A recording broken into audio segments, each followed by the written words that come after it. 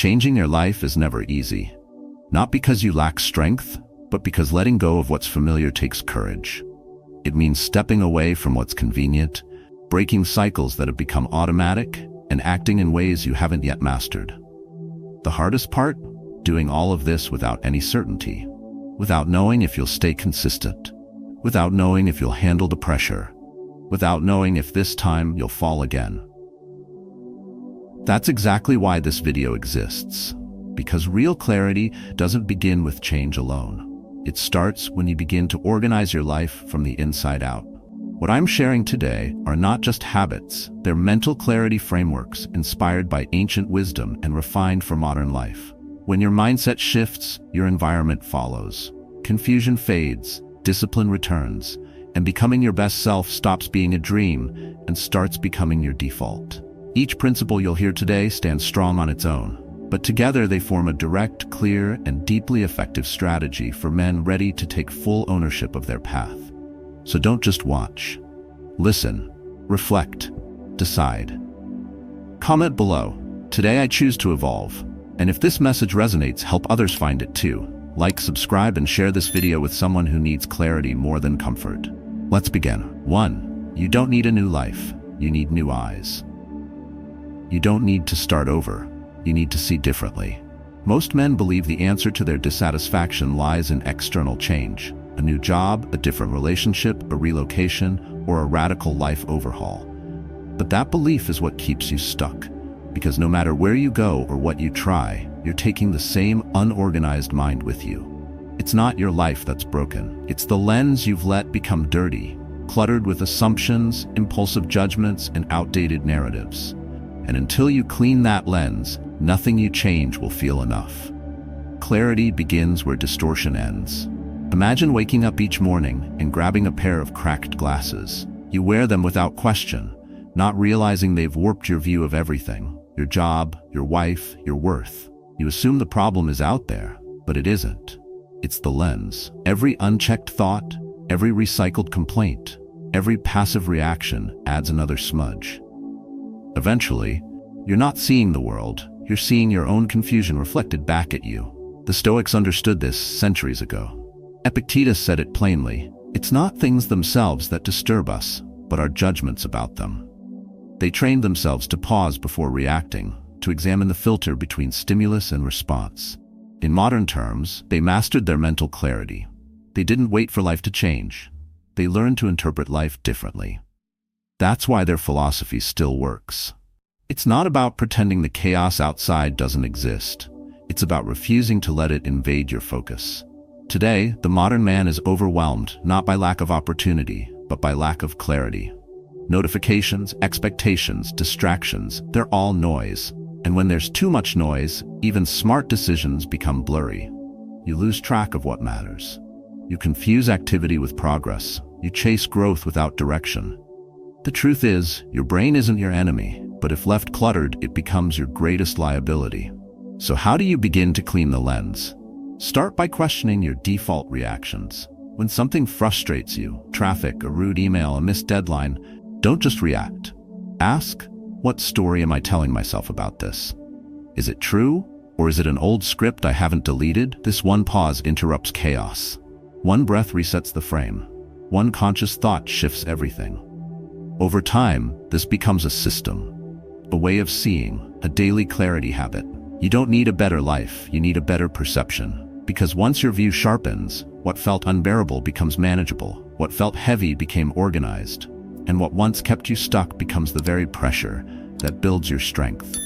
Organizing your mind isn't abstract, it's strategic, and it's your first real step to reclaiming your energy, your focus, and your future.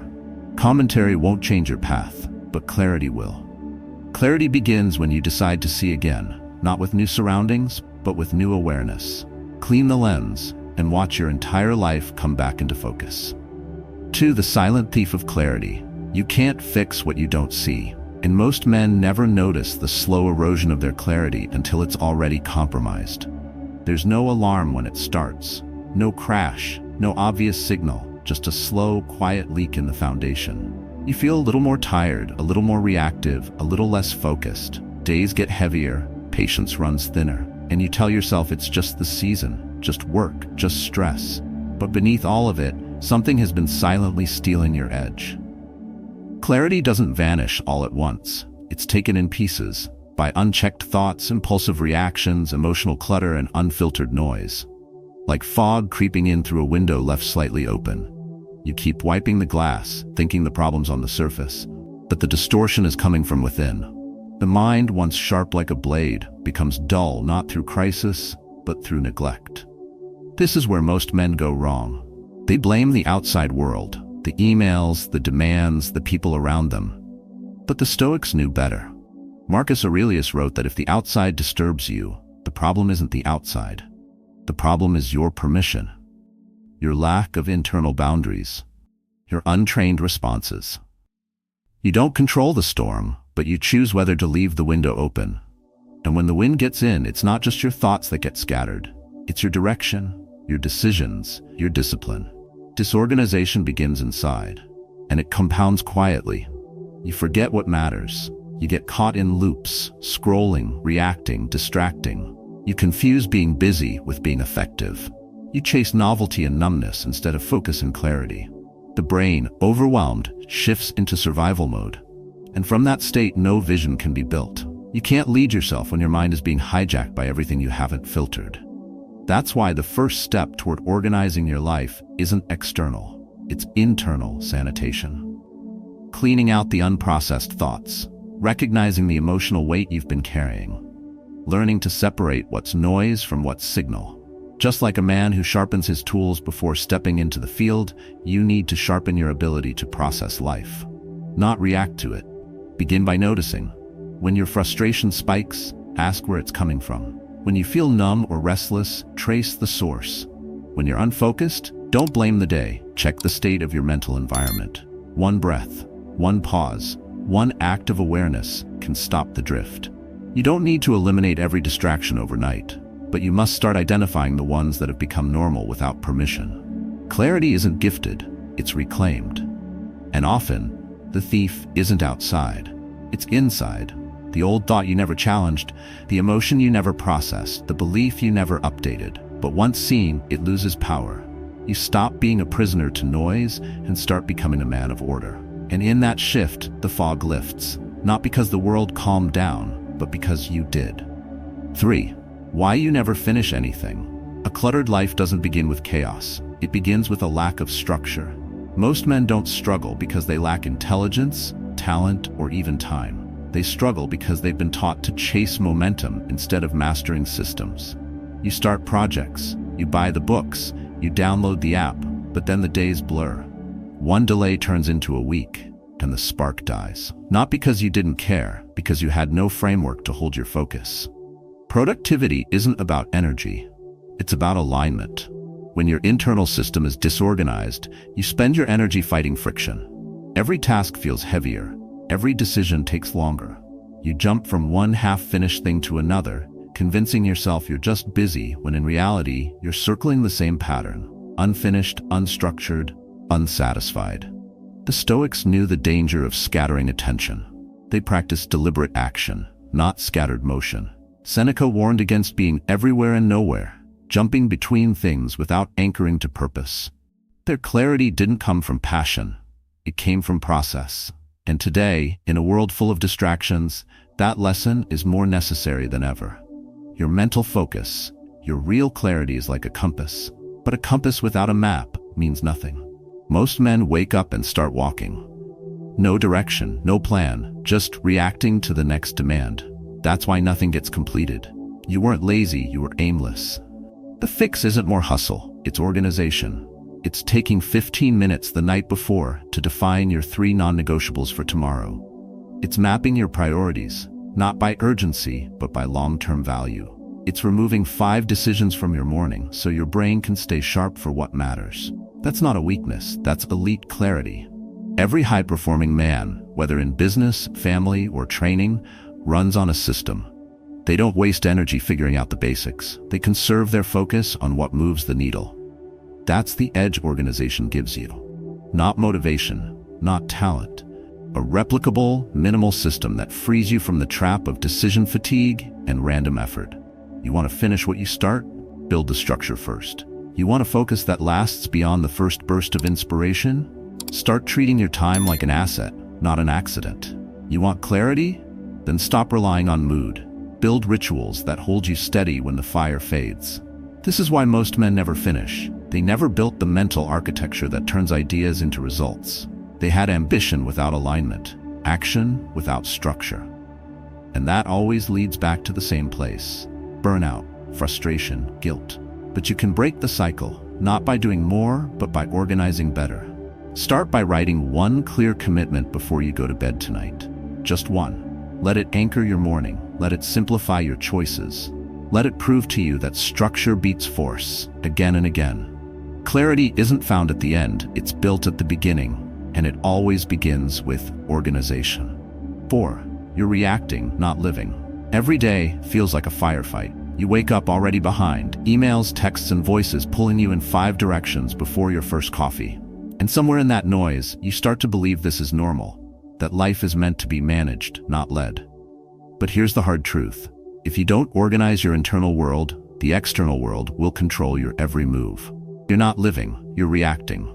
Reaction is the enemy of clarity. It's the mental equivalent of flinching.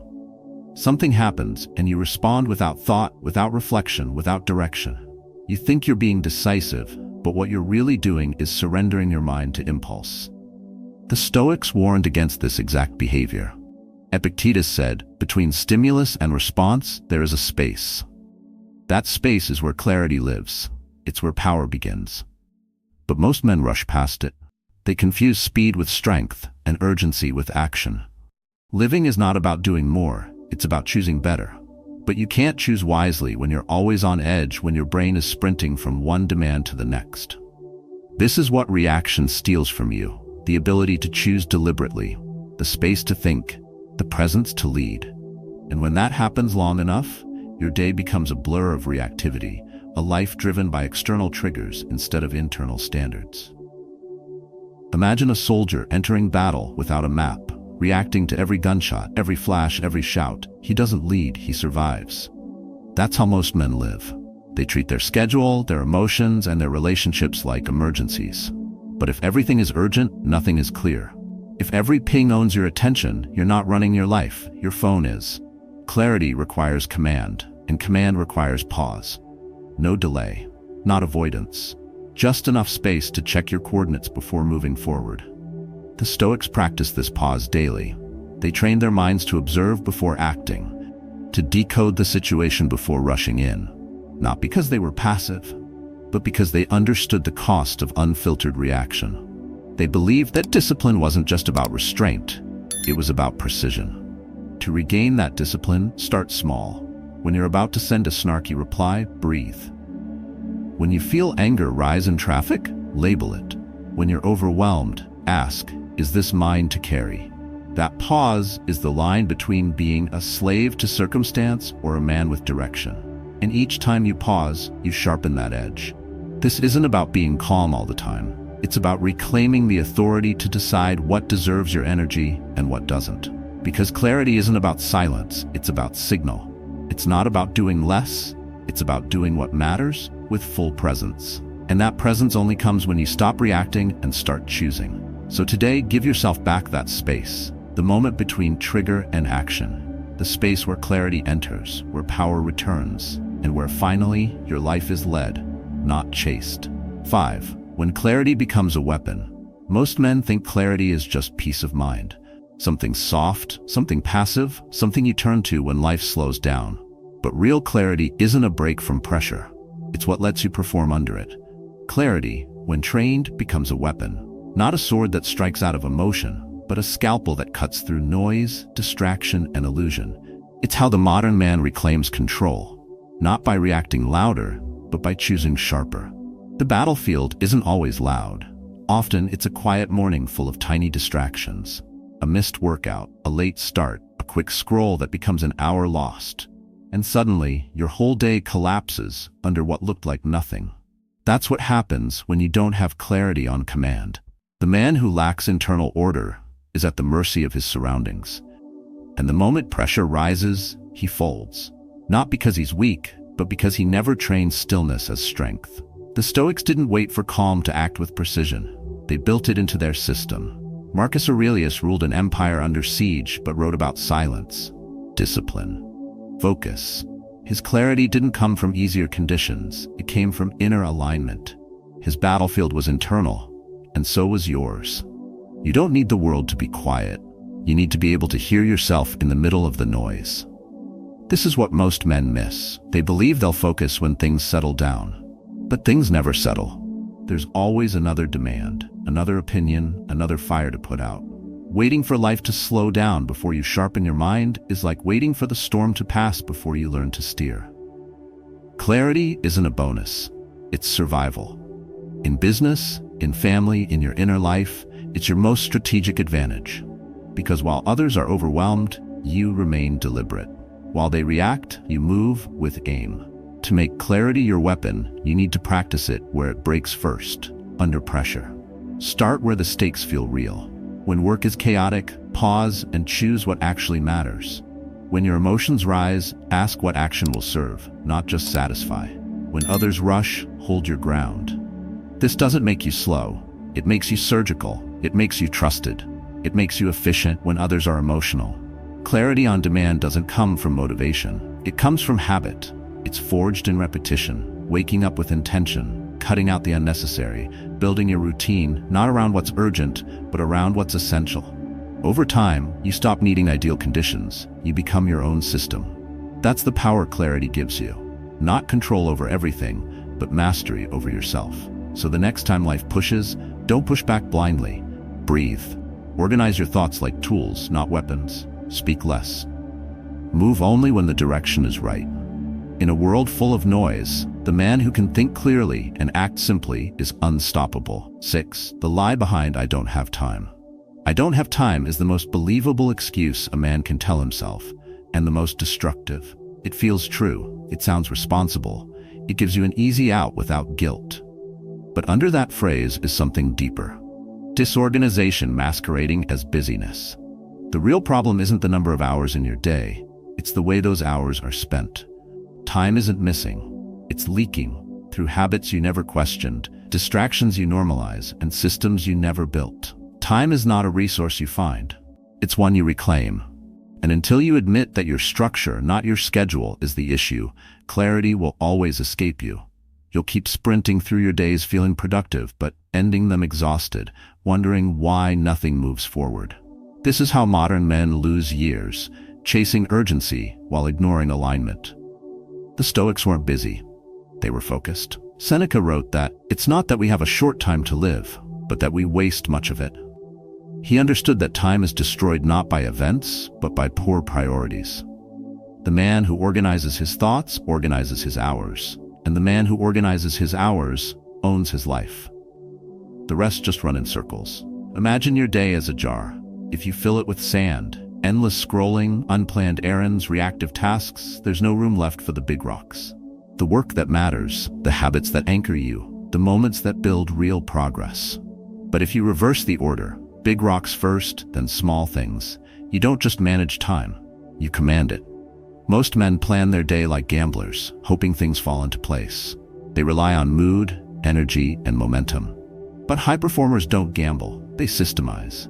They make time to serve them by creating mental clarity before the day begins. No man finds time to train, read, or lead his family. He builds a life where those things are non-negotiable. He protects his hours like capital, investing, not spending. That shift starts with visibility. Track your time for 2 days, every task, every scroll, every gap. Then, highlight what was intentional and what was reactive. You'll be shocked by what you tolerated. Next, define your anchors. 3 core actions per day that move your life forward, no matter what else happens. That's how you cut through the noise. That's how time becomes a weapon, not a weight. Stop waiting for time to appear. It won't. Stop blaming the calendar. It's not the problem. The problem is mental disorganization masked as obligation. And the fix isn't more effort, it's structure. When your mind is ordered, your minutes follow. When your vision is clear, your choices sharpen. And when your life is organized around clarity, time is no longer something you lose, it's something you master. So the next time you hear yourself say, "I don't have time," Stop. Replace it with the truth. I haven't organized my life for what matters yet. Then prove it wrong. One clear decision at a time. 7. What you tolerate is who you become. Nothing degrades identity faster than quiet tolerance. Not the dramatic failures, not the big mistakes, but the slow accumulation of compromises you never challenge. It starts with letting clutter sit a little too long, ignoring the tension in your body after that second drink, justifying one more hour of meaningless scrolling, shrinking yourself to keep peace in a room that stopped respecting you years ago. These choices feel small at the moment, but they stack, and what they build silently is a life misaligned with who you know you could be. The real erosion of clarity doesn't happen in explosions. It happens through erosion. You start tolerating low standards, internally and externally, until they start feeling normal. The problem isn't that you've lost control, it's that you've let too many things in without drawing a line. And over time, what you allow reshapes who you are. Not loudly, not instantly, but inevitably. The Stoics had no interest in being agreeable. They weren't rude, they were principled. Marcus Aurelius wrote about examining every input, every person, every environment, and choosing deliberately what stays close. They understood that boundaries aren't about defense, they're about design. When you don't define what belongs, chaos fills the gap. When you don't reject what weakens you, you begin adapting to it. That's how clarity vanishes. Not because the world got louder, but because you stopped filtering. Tolerating what drains you is not noble. It's dangerous. You absorb the energy around you. You become the habits you permit. And no external success can mask the internal confusion that grows when your values and your behavior stop matching. That tension becomes the silent weight you carry, resentment you can't explain, fatigue you can't shake, noise you can't silence. Until you clean the house, not just physically, but mentally and emotionally, you'll keep wondering why life feels heavy, even when nothing seems wrong. Picture your mind like a workshop. Every tool is out of place. Every surface is covered in dust. Every drawer is stuffed with what you might need someday. Eventually, you stop building anything real, not because you don't have the skill, but because the environment works against you. The tolerating disorder becomes your default, and that default becomes your identity. Breaking the cycle doesn't require a complete reset. It starts with one hard decision. Name what no longer fits. Say no when your gut tightens. Speak clearly where you used to stay silent. Clean the corner you've been walking past. Not for productivity, but for dignity. Every time you reclaim space, physical, emotional, relational, you remind yourself of who you are and who you're not willing to become. You don't need to fight the world to find clarity. You just need to stop surrendering to what dulls you. Draw a line today. Not for revenge, not for validation, but for alignment. Because who you are becoming is shaped every single day by what you allow to stay. Clarity begins the moment you stop tolerating what doesn't belong. 8. The moment that changes everything. Nothing monumental has to happen for everything to change. Clarity doesn't always arrive in a crisis or breakthrough. Sometimes it slips in quietly, between distraction and decision, between hesitation and commitment. That moment you stop blaming time, stop outsourcing your responsibility, stop explaining why it's not the right season, and instead you just start. That's the shift. That's where life reorganizes from the inside out. Progress is often misunderstood. Most people wait for the feeling before they act. They want momentum before movement, certainty before discipline, and motivation before routine. But the Stoics saw life differently. Seneca wrote, "The whole future lies in uncertainty. Live immediately." He understood that direction is not the result of readiness, it's the result of decision. The moment that changes everything isn't when conditions improve, it's when clarity wins over comfort. Too many men are stuck in cycles not because they're unwilling to grow, but because they're waiting for permission to begin. They wait for the schedule to calm down, for the energy to return, for the world to get quieter. But that silence never comes. And while they wait, entropy takes over. The mind fills with clutter. Priorities dissolve into obligation. The vision fades into busyness. And clarity slips further out of reach, not because it's far away, but because it was never acted on. Think of a workshop abandoned for years. Dust covers every surface. Tools rust from disuse. Projects half built are buried under layers of neglect.